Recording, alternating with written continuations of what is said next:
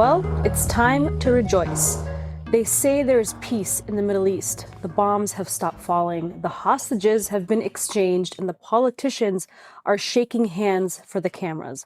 But tell me, how can there be peace without justice?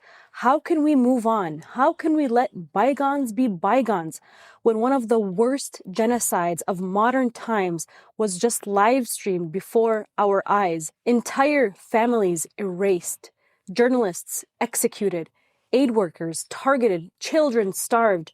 And now, as the world tries to move on, the perpetrators walk free while truth tellers are jailed. This is not peace. This is impunity disguised as diplomacy.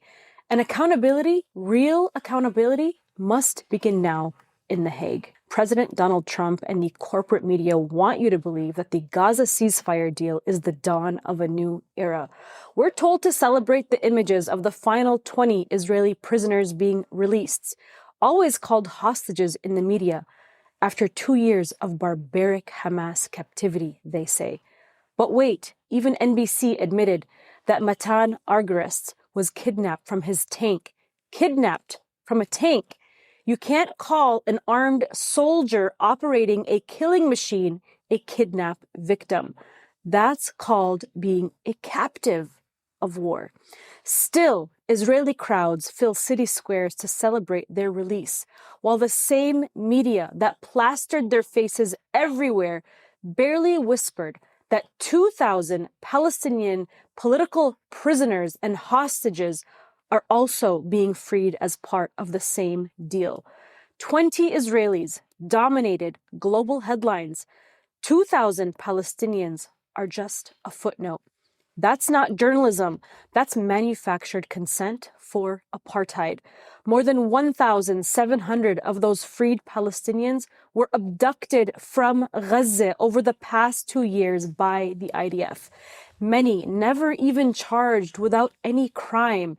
Yet there was no worldwide outcry, no senators demanding their release, no hashtags, no candlelight vigils. Over 10,000 Palestinians still rot in Israeli prisons today, including community leaders, students, elected officials, 400 children, nearly half of those people without trial or conviction. And Israel still refuses to return hundreds of bodies of those it has killed.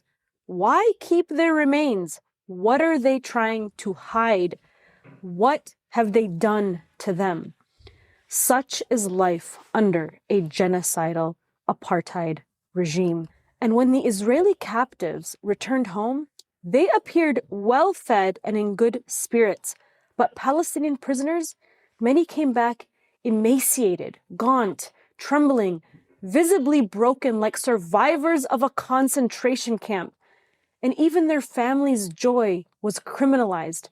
When Palestinians gathered outside of the Offshore prison near Ramallah to welcome their loved ones, the Israeli military dropped warning leaflets, threatening them, ordering the crowd to disperse, then fired tear gas and rubber bullets into them.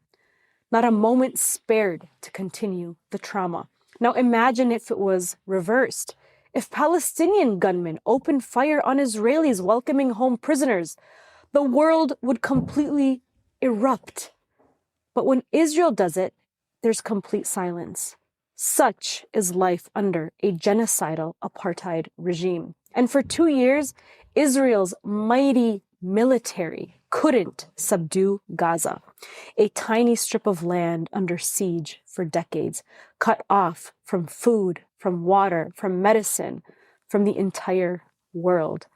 And as the Al-Qassam Brigade said, the enemy failed to retrieve its captives through military pressure.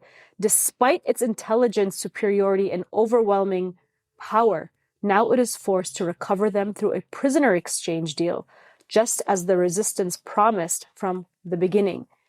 Even more revealing, the ceasefire agreement forces Israel to lift its blockade on food and supplies into Gaza, the same blockade it spent years denying existed. We were told it was a myth that Israel allows aid in, but we all know the truth. And yet, with the stroke of a pen, they admitted it. Now, Trump has flown in for the cameras to claim credit for ending the war.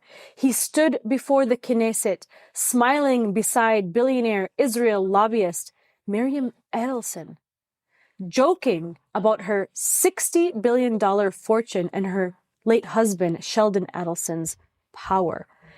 He even bragged that he once asked her, "What do you love more, the United States or Israel?" And she refused to answer. If anyone else said that, they'd be destroyed, fired, smeared, silenced. But Trump, he just says that out loud. And he flew into Cairo to meet President Sisi and finalize this so-called peace plan. But this deal isn't peace. When you are dealing with the collaborators of the genocide, the access of assistance, these are the people that rubber-stamped Israel's theft, the normalization of genocide, the annexation, the erasure of Palestine from the map. And where are the Arab leaders? The same ones who waved the Palestinian flag in speeches, but quietly helped enable 2 years of slaughter? They have disgraced their people and the entire region. They created land corridors for Israel so that Israel can circumvent the Red Sea blockade and receive their shipments in full. They have collaborated with the occupier while Gaza burned. The blood is on their hands too. And for Trump, Gaza is not a tragedy. It's a real estate opportunity. He's already eyeing beachfront developments on the rubble and the skeletons of the world's largest open-air prison. Instead of sending diplomats, he sends developers, Jared Kushner and Steve Witkoff, to oversee what's left of Gaza. They're joined by Israeli officials expanding illegal settlements and grabbing land in Gaza and Syria alike. Beneath the ashes lie billions in offshore gas reserves, and they all want a piece of that cake. For them, Gaza is just a gold mine. But for us Palestinians, it's our home that has now turned into ashes. But let's be clear, this genocide didn't just expose Israel's crimes. It exposed the entire system that protects them. Our so-called democracies proved how easily they can become fascist when their empire is threatened. They censored journalists, deplatformed activists, criminalized protest, and called it security. Look at Palestine Action in the UK, activists who shut down weapons factories, supplying Israel with the weapons and the parts so they can drop bombs on our children. They're sitting in prison cells right now for exposing and opposing genocide. Meanwhile, the war criminals who armed Israel, funded the bombs, and justified the slaughter on TV, well, they walk free. This is the new reality. The empire will jail you for resisting genocide while rewarding those who commit it. This is why accountability matters. Because if we let this pass, if we allow this genocide to fade into the rearview mirror, we are saying, do it again. For 2 years, we witnessed genocide live streamed on our phones. And most of our politicians and pundits cheered it on. They called the murder of children self-defense. They called starvation counterterrorism. They called resistance terror. Gaza has unmasked the empire, completely lifting the veil. There are no moral limits it won't cross. No crimes too horrific for it to justify. No amount of blood too much for it to wash its hands on. But Gaza also unmasked something else. Us. The people who refuse to stay silent. Those who march, who speak out, who disrupt, who organize, who boycott. Those who say, not in our name, not with our taxes, and not ever again. This genocide must be remembered, not as an isolated atrocity, but as a warning. And accountability must not just come for the bombers, but for the banks, the media, and the politicians who made it possible. Because until there is justice, until there's accountability, there will be no peace. I'm Mnar Adley, and this is Behind the Headlines. All right, well, I'm excited to bring on our first guest today, which is Aaron Maté. He is an award-winning investigative journalist at The Gray Zone and on Substack, and he's also the co-host of Useful Idiots podcast with Katie Halper. Aaron, thank you so much for joining us today. Mnar, great to be with you. Well, I want to first start by asking you about the ceasefire deal. We've seen Israel release almost 2,000 Palestinians in exchange for 20 Israelis. What's your reaction to the news of the ceasefire? And do you think that this represents a win for Israel or Hamas?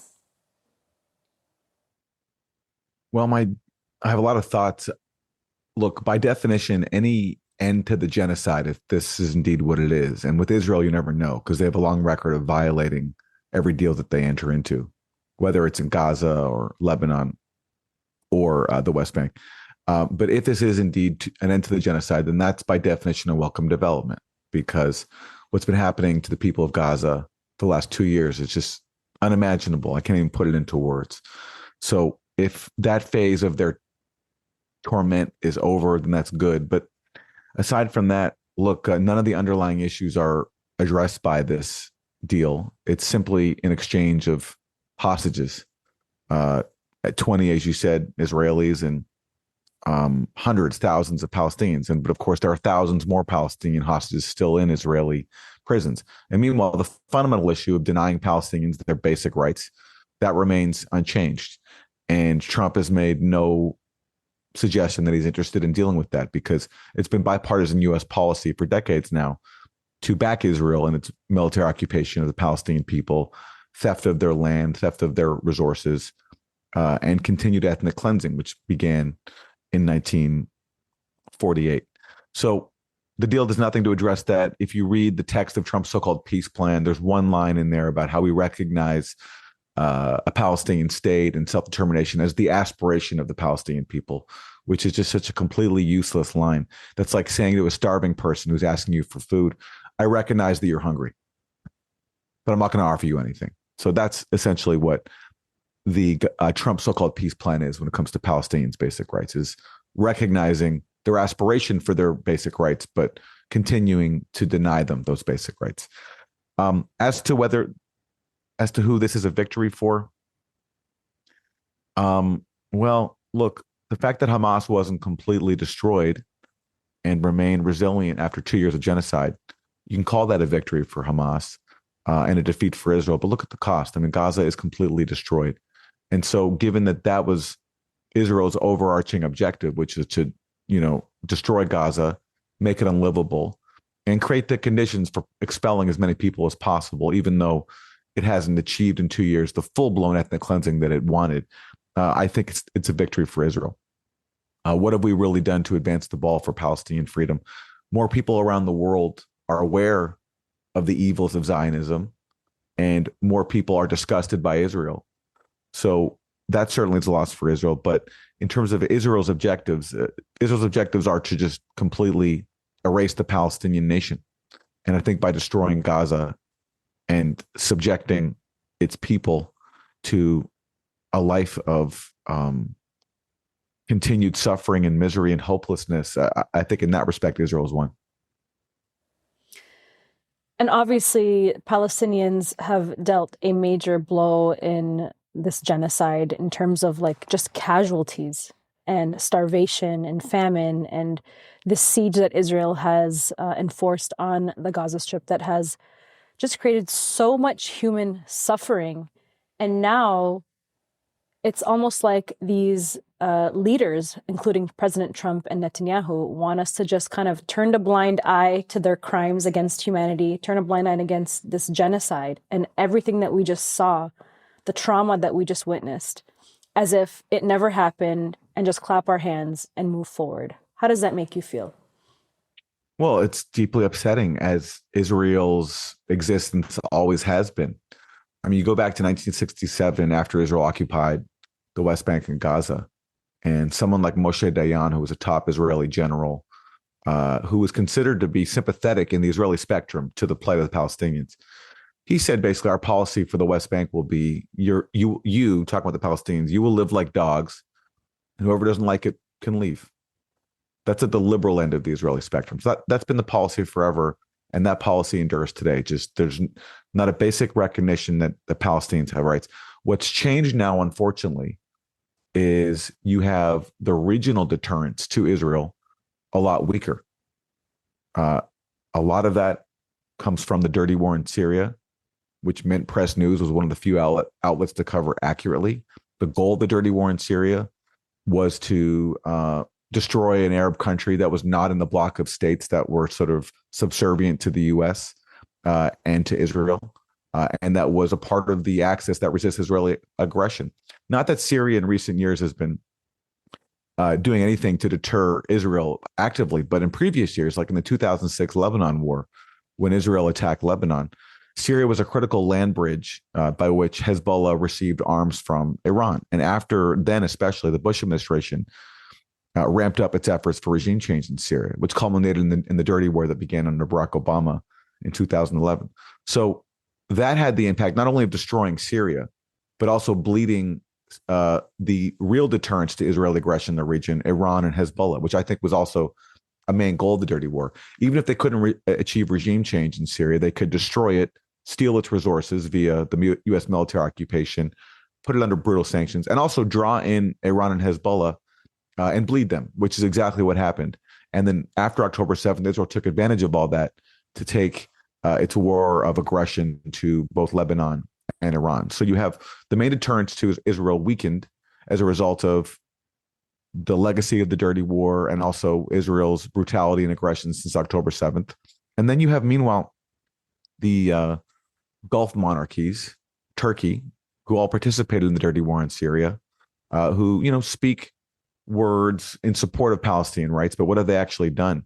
And in fact, one of the things they've done is cooperate with the Israeli military. There was just a report in the Washington Post saying that throughout the genocide, while states like Qatar and Saudi Arabia were denouncing Israel, they were meeting with the Israeli military privately to coordinate against Iran.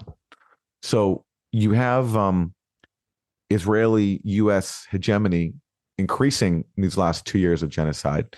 You also have the Gulf monarchies being more collaborative with Israel and the U.S. And in the process, even dropping their previous stances that at least defended Palestinians' absolute minimum rights. Like for a long time, there's been a global consensus, which even at times Hamas has accepted. And I know it's not very popular for people who understand the realities of Israel and the evils of Zionism. But there has been a consensus that Palestinians should at least have a state in 22% of their stolen homeland. The PLO accepted that. Hamas leaders accepted that. Iran accepted that. And the entire Arab League accepted that. In 2002, they made a peace offer to Israel for full normalization if it gave the Palestinians a state in just 22% of their stolen homeland, the West Bank, Gaza, East Jerusalem. Now, if you care about equality and freedom, it's still an unjust solution because it perpetuates this Jewish supremacist state that stole Palestinians' land. But it's also the global consensus and a recognition of the best, at least currently, the best possibly realistic scenario. So that's why it was offered to Israel. And now the Arab states don't even offer that. They don't even offer that massive compromise that Palestinians previously accepted, which speaks to how Israeli-U.S. power has been emboldened in recent years and by this genocide. I mean, we saw all of these so-called Axis of Assistance Nations meeting in Sharm el-Sheikh yesterday with Donald Trump. And, we called it what it is. This was a meeting of the collaborators of the genocide, not a meeting for peace. And of course, now we have leading the negotiations for the U.S. They were not diplomats, but real estate developers, including Donald Trump's son-in-law, Jared Kushner, who last year noted that waterfront property could be very valuable in Gaza. So you recently described Kushner as a perpetual winner of the world's most genocidal bar mitzvah speech. What's your take on the Trump administration in all of this and their plans to turn Gaza into a real estate front property? Well, the line about, Jared Kushner, giving a perpetual genocidal bar mitzvah speech. It's just like, he sounds like he's giving a bar mitzvah speech. Like, it reminds me of the bar mitzvah speeches I used to hear when I had to go to bar mitzvahs growing up. So that's what I hear in Jared Kushner. And yeah, Jared Kushner, and let's call them what they are. They aren't just real estate developers. It's easier for me to say this because I'm Jewish. They're Jewish real estate developers, and they're avowed Zionists, both Jared Kushner and Steve Witkoff. Steve Witkoff's supposed to be Trump's top Middle East peace envoy.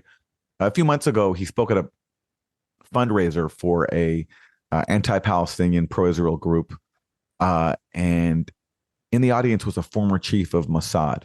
Okay, so Steve Witkoff's speaking, and it's at a certain point he stops his prepared remarks. He goes, "Oh my God, I have to stop for a second. My Jewish mother would be so proud of me. The former chief of Mossad just clapped for me." So he was like all emotional that a former Israeli spy chief just clapped for him. So these are the people who are so-called, who are leading Trump's so-called peace efforts, like people who get verklempt at Israeli spy chiefs clapping for them, and people who are avowed Zionists who want to turn Gaza into beachfront property for themselves and their Zionist friends. So it's a farce. And it's just such an indictment of the Biden administration that even these people, that even these avowed Zionists who don't care about Palestinians whatsoever, that even for them, this genocide went on for too long, and they finally told Netanyahu to knock it off.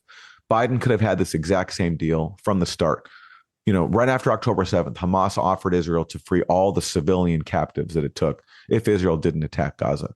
Israel didn't care because it seized the opportunity to fulfill its long-term objective of destroying Gaza and pushing as many people out into exile, on top of the original exile of the Nakba, where, you know, which is where most Palestinians in Gaza come from, because most Palestinians in Gaza are either refugees or the descendants of refugees. And some of the areas that were attacked in the October 7th operation were former Palestinian villages that were stolen from the people who now live in Gaza and their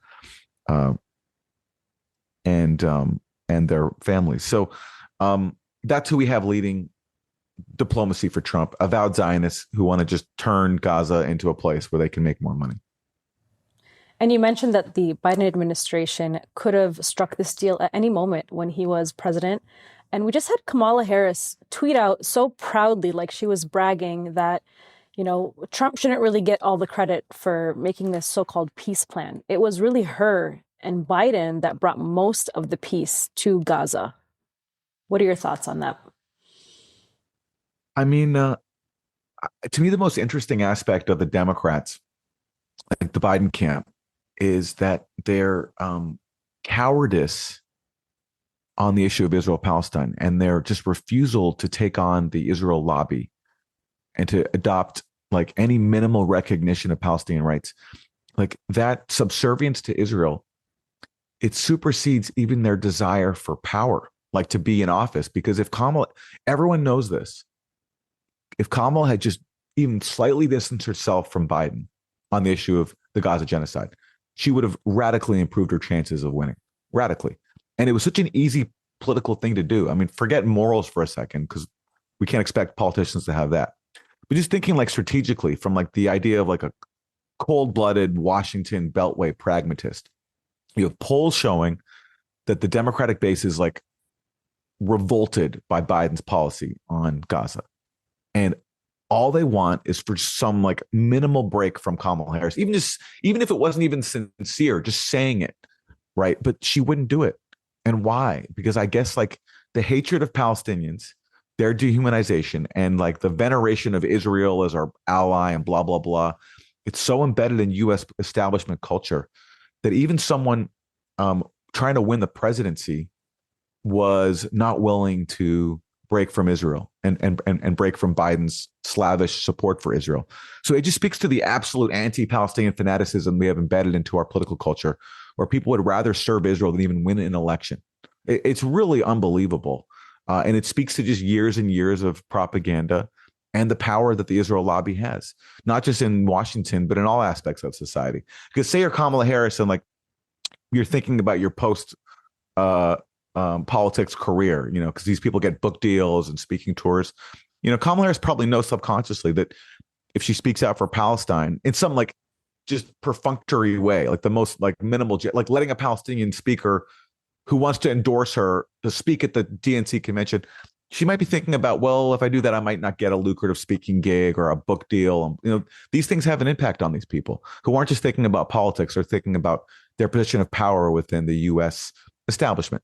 And so they'd rather sell out their own political chances than acknowledge Palestinian suffering and do something a little differently than what Biden did. And instead, we got people like AOC going up and saying that Kamala Harris is working tirelessly for a ceasefire, even though it wasn't true. And she could have lied and said Kamala Harris will work tirelessly for a ceasefire, which again would be a lie, but at least it wouldn't be demonstrably false, because that would be aspirational sometime in the future.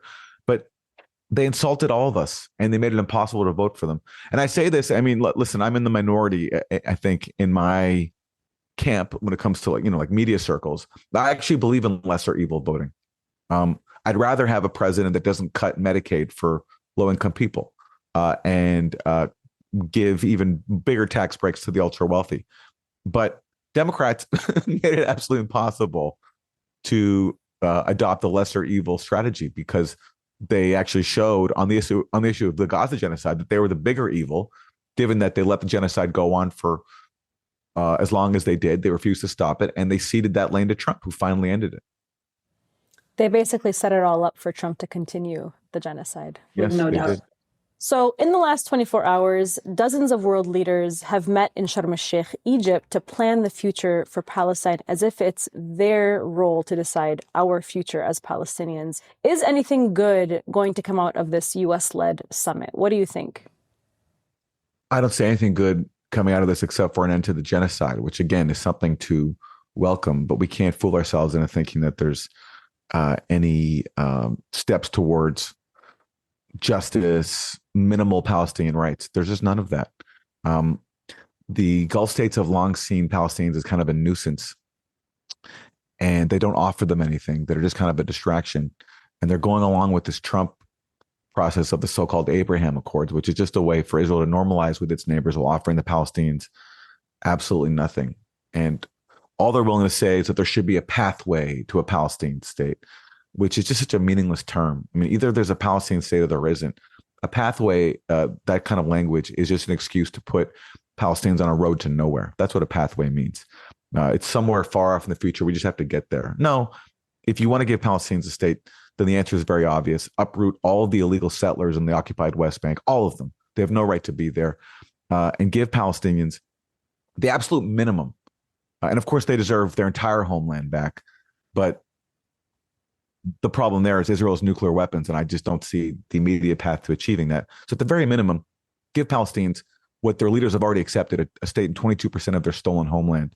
But of course, that's not even in the conversation. And as I said earlier, the Arab League has stopped talking about that. And you can see just how determined all these leaders are to crush Palestinian self-determination by the refusal to free Marwan Barghouti, who everybody knows is the most popular political leader in Palestine. If there were elections, if Israel allowed elections, he would win.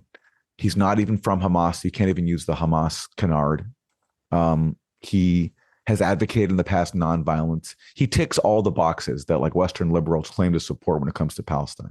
Not that he should have to tick all those boxes, but I'm saying is from the point of view of their fallacious arguments, they have none to make because he's a popular leader with legitimacy, and he's not even from Hamas, which, everyone insists can't rule Gaza anymore. And in fact, Hamas says we don't even want to rule Gaza anymore, so that's not even an issue.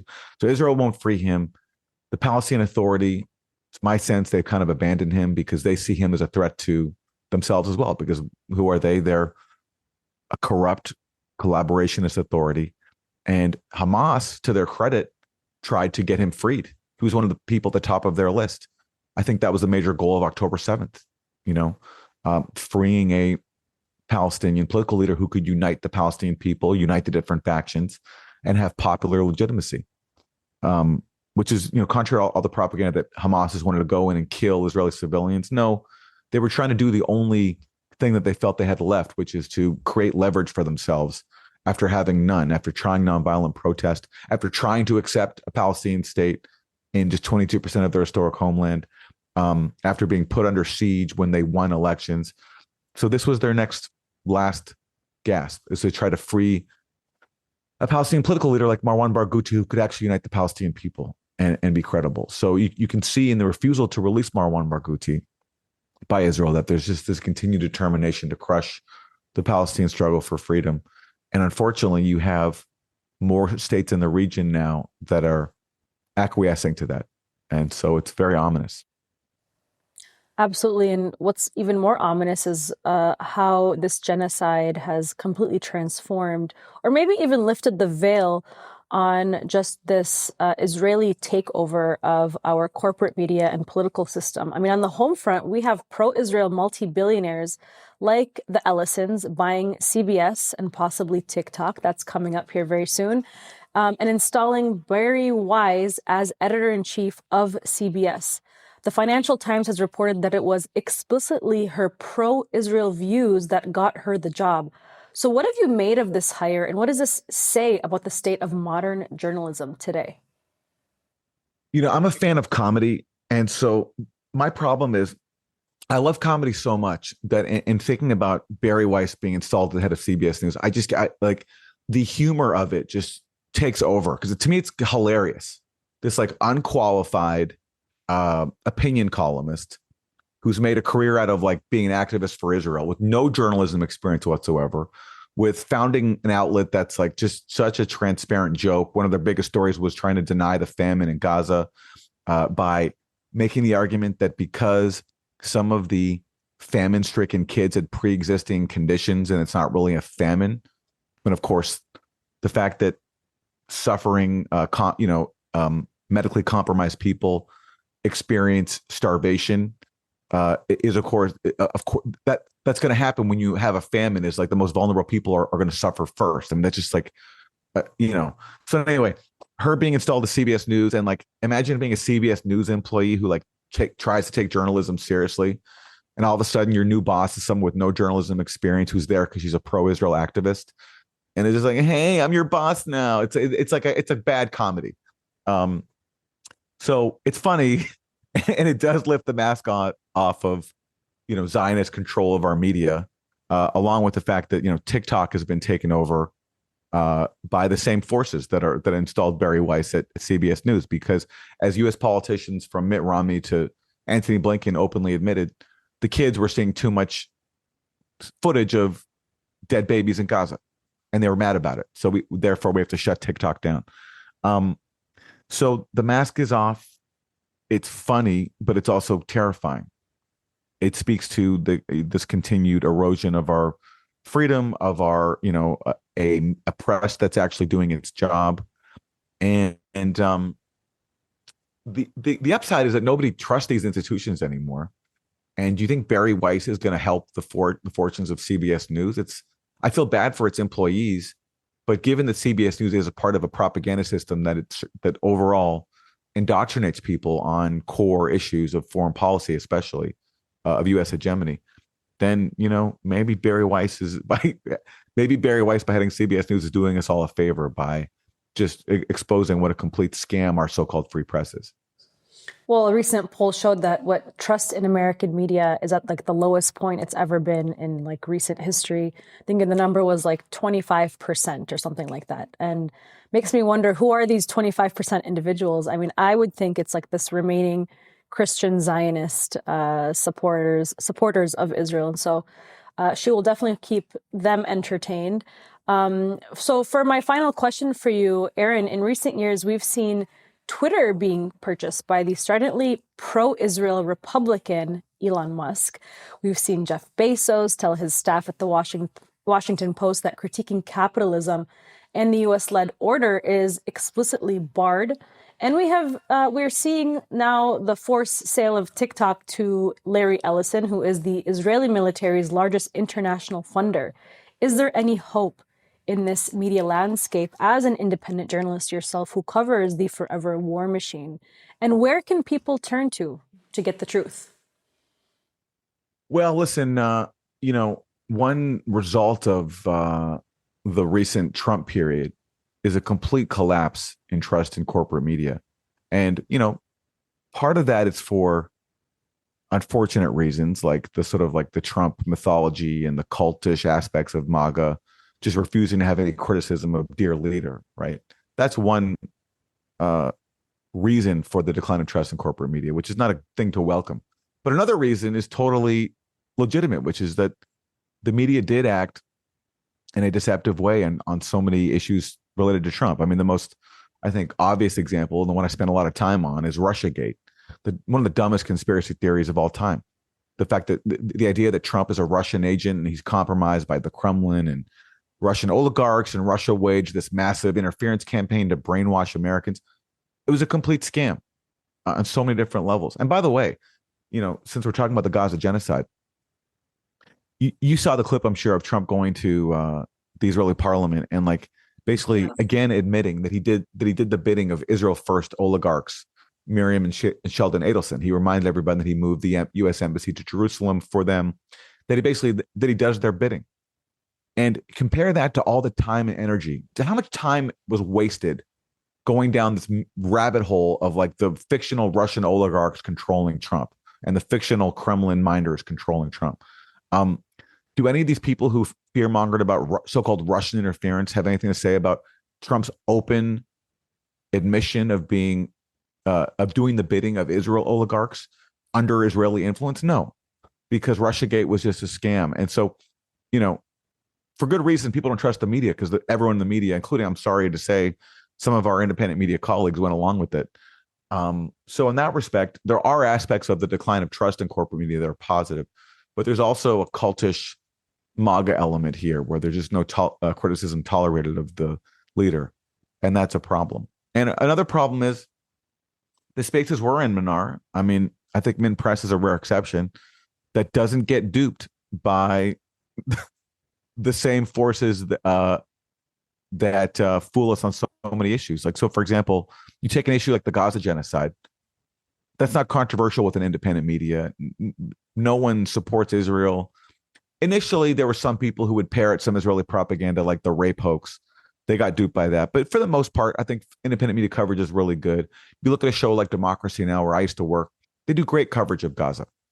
They interview great people. Although I have to say they also boycott certain great guests like Norman Finkelstein, who hasn't been on throughout the entire Gaza genocide, but that's another story. But on other issues like the Ukraine proxy war, like Syria, like Russiagate, the stories that require more critical thinking and more intellectual self-defense from our very sophisticated propaganda system, there, some of our colleagues have done a terrible job, and they've been duped by the same propaganda that they debunk on other issues. So that's something to address. And for people working in independent media, there's no shortage of opportunities to be on the right side, to be on the side of truth. But it's hard because things are increasingly fragmented. People's attention is pulled in so many different ways. It's hard to get people to read something these days because there's just so many choices on offer. But as always, so long as we have some semblance of freedom, which we do have here, there are opportunities for people telling the truth. Absolutely. And we thank you and commend you for challenging the status quo with your reporting at the Gray Zone and Substack and your show with Katie Halper. And hopefully we'll have you on again, Aaron Maté. Thank you so much. Mnar, thank you for having me on. Thank you for all you do at Mint Press. And I urge anyone with the means to support your outlet, which I think does really important journalism that very few other people, including in the independent media space, are doing. So it's an honor to join you. And thank you. Oh, thank you, Aaron. Really appreciate that.